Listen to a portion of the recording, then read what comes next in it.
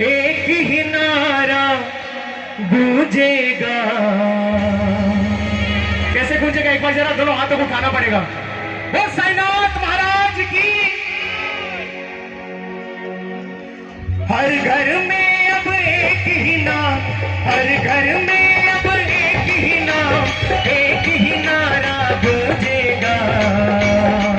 मेरे भारत का बच्चा बच्चा, मेरे भारत का बच्चा बच्चा ओम जय साई राम बोलेगा। मेरे भारत का बच्चा बच्चा जय जय साई राम बोले। हर घर में अब एक ही नाम, जय